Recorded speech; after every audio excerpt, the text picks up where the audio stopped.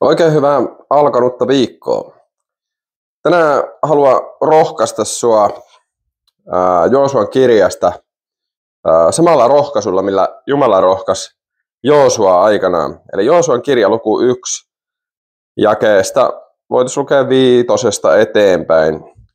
Kukaan ei kestä sinun edessäsi koko sinun elinaikanasi, niin kuin minä olin Mooseksen kanssa, niin minä olen sinunkin kanssasi. Minä en jätä enkä hylkää sinua. Ole luja ja aivan rohkea, sillä sinä jaat tälle kansalle perinnöksi sen maan, jonka minä heidän isilleen vannomallani valalla olen luvannut antaa heille. Ole vain luja ja aivan rohkea, ja noudata kaikissa toimissani tarkoin sitä opetusta, jonka palvelijani Mooses on sinulle antanut. Älä poikkea siitä oikealle, äläkä vasemmalle, jotta menestyisit, missä ikinä kuljetkin. No Jumala antaa tässä kyllä aika vahvan rohkaisun Mooseksen jälkeen Israelin johtajaksi tulleelle Joosualle ja kehottaa häntä olemaan vain luja ja rohkea. Ja muistuttaa siitä, että ihan samalla tavalla kuin Jumala oli Mooseksen kanssa, niin Jumala tulee olemaan myös Joosuan kanssa. Ja nyt rakas veli ja sisko, haluan muistuttaa, että tämä on vanhan liiton konteksti, missä tässä puhutaan. Ja nyt me eletään uuden liiton kontekstia, joka perustuu paremmille lupauksille kuin tämä vanha liitto. Jos vanhassa liitossa Jumala oli Mooseksen kanssa, niin eikö vielä enemmän Jumala ole tänään sinun kanssa? Ja aivan niin kuin Jumala tässä sanoi, että niin kuin hän oli Mooseksen kanssa, hän on Joosuan kanssa.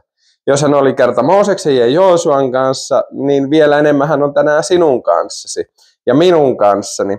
Ja hän ei ole pelkästään meidän kanssa, vaan hän asuu meissä, meidän sisimmässämme Kristuksen Jeesuksen ja hänen pyhähenkensä kautta.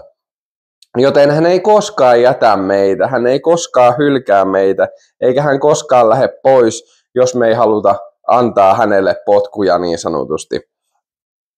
Ja siksi tämä on se peruslähtökohta siihen, miksi me voidaan olla lujia ja rohkeita kaikissa niissä toimissa ja asioissa, mihin Jumala meitä kutsuu. Sen takia, että me tiedetään, että Jumala on meidän kanssa. Siksi tässä Jumala painotti Joosualle sitä, että hän on ollut Mooseksen kanssa, hän on sinun kanssa.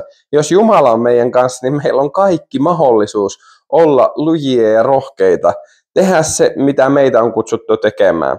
Jumala kutsui Mooseksen jälkeen Joosua, kun he meni tuonne luvattuun maahan, niin jakamaan perinnöksi tuon maa-alueen. Ja nyt meille on annettu perinnöksi evankeliumi ja Jumalan koko täyteys ja viisaus sen evankeliumin kautta tuoda ilmi hänen tuntemistaan, hänen kunniansa, hänen kirkkauttaan tänne maan päälle niin, että mahdollisimman moni voisi pelastua, mahdollisimman moni voisi parantua, mahdollisimman moni voisi vapautua.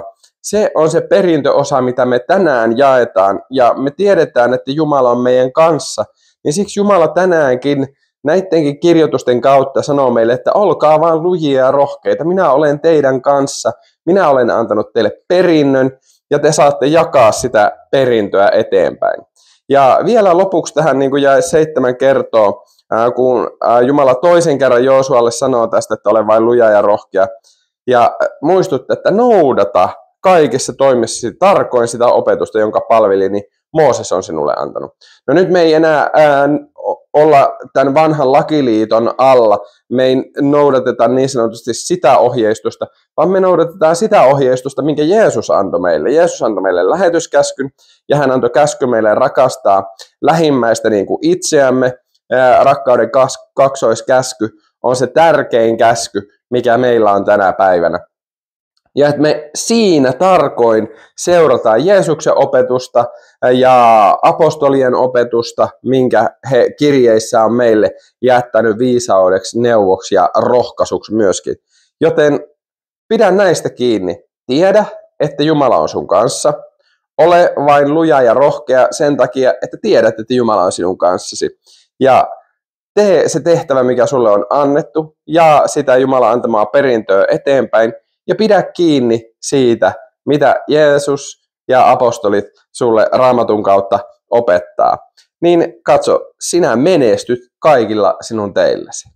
Eikö ole hieno sana tähän viikkoon ja viikon alkuun, joten ei muuta kuin rohkeasti eteenpäin. Ole siunattu. Moikka.